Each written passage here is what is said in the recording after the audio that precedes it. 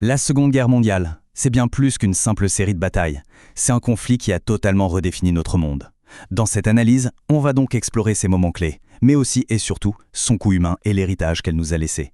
Alors, voici notre feuille de route. On va commencer par l'étincelle qui a tout déclenché, puis on suivra les grands tournants de la guerre, pour finir par se pencher sur ses conséquences et sur la sombre réalité de ce que fut une guerre sans aucune limite. Tout a commencé par une série d'agressions, à la fois rapides et très calculées. Cette première partie va donc se concentrer sur la façon dont les puissances de l'Axe ont pris l'initiative et ont, plongé le monde dans la guerre. Pour bien comprendre, il faut d'abord savoir qui est qui. D'un côté, on a les puissances de l'Axe, l'Allemagne, l'Italie et le Japon. De l'autre, les Alliés. Au début, c'est surtout la France et le Royaume-Uni. Mais attention, ils seront rejoints plus tard par deux géants, les États-Unis et l'Union soviétique. L'Allemagne, obsédée par la conquête de son espace vital, va lancer une nouvelle forme de guerre, terrifiante d'efficacité. Le Blitzkrieg, la guerre éclair. En à peine quelques années, sa vitesse et sa brutalité vont mettre une grande partie de l'Europe à genoux. Et la guerre ne se limite pas à l'Europe, loin de là. En Asie, le Japon mène sa propre campagne d'expansion. Ce qui était un conflit européen devient alors une véritable guerre mondiale. À ce moment-là, l'avancée de l'Axe semble vraiment inarrêtable. Mais entre fin 1941 et 1942, deux événements qui se passent à des milliers de kilomètres de distance vont complètement faire basculer le cours de la guerre. Le vent est vraiment sur le point de tourner. Le premier grand tournant, c'est Stalingrad. Dans un froid polaire, après des mois de combats absolument acharnés, l'armée allemande, qu'on croyait invincible, est non seulement stoppée, mais elle subit une défaite catastrophique. C'est le début de la fin pour l'Allemagne sur le front de l'Est. Le deuxième tournant, c'est l'attaque surprise du Japon sur la base américaine de Pearl Harbor. Cette agression va réveiller ce que l'amiral japonais Yamamoto a lui-même appelé un géant endormi. D'un coup, la formidable puissance industrielle et militaire des États-Unis entre en guerre. Et ça change tout. Avec ces victoires, la dynamique a changé. Les Alliés reprennent l'initiative.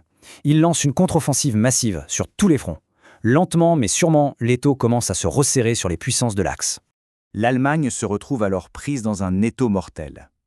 À l'est, l'armée rouge avance, implacable, vers Berlin.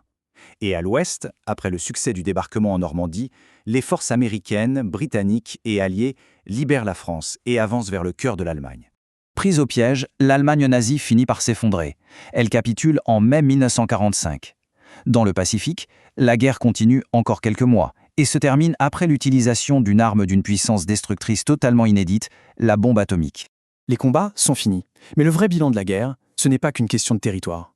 Pour vraiment comprendre ce conflit, il faut regarder son coût humain et sa nature absolument sans précédent.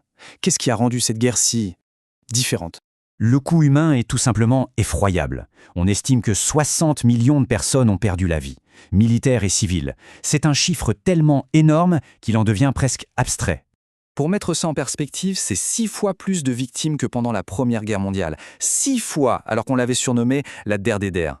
L'échelle de la destruction avait atteint un niveau qu'on n'imaginait même pas. Mais la statistique la plus folle, celle qui nous dit vraiment ce qu'était cette guerre, c'est peut-être celle-ci.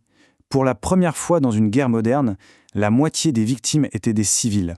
Le champ de bataille, en fait, c'était le monde entier. Les villes, les villages, les foyers. Et ce massacre de civils, ce n'était pas un accident de parcours. Il révèle un concept clé. Ce fut une guerre d'anéantissement. Le but n'était plus seulement de battre l'armée ennemie, mais de détruire des peuples et des sociétés entières. Cette idéologie de l'anéantissement a atteint son sommet de cruauté dans un projet bien précis. La persécution et le meurtre systématique, industrialisé, des Juifs d'Europe par le régime nazi. Il faut appeler les choses par leur nom. Ce fut un génocide. Pas juste une conséquence tragique de la guerre, non. C'était un objectif central du projet nazi. L'extermination planifiée de tout un peuple. Et ce génocide ne s'est pas produit du jour au lendemain. Ce fut un processus méthodique, effroyable. Ça a commencé par la discrimination avec des lois, puis la ségrégation forcée dans des ghettos, et enfin l'extermination de masse dans les camps de la mort. Le bilan final est un abîme. 6 millions. 6 millions d'hommes, de femmes et d'enfants juifs assassinés durant l'Holocauste. Face à une telle horreur, le monde a dû inventer de nouveaux mots et de nouvelles lois. Au procès de Nuremberg, les dirigeants nazis ont été jugés pour un crime qu'on a dû définir pour l'occasion, le crime contre l'humanité, avec l'espoir que jamais de telles atrocités ne puissent se reproduire. Finalement, l'héritage de la Seconde Guerre mondiale est un terrible paradoxe. C'est en allant au-delà de toutes les limites de la brutalité que l'humanité s'est sentie obligée de définir de nouvelles limites, de nouvelles lois pour se protéger d'elle-même. Et ça nous laisse avec cette question essentielle qui résonne encore très fort aujourd'hui.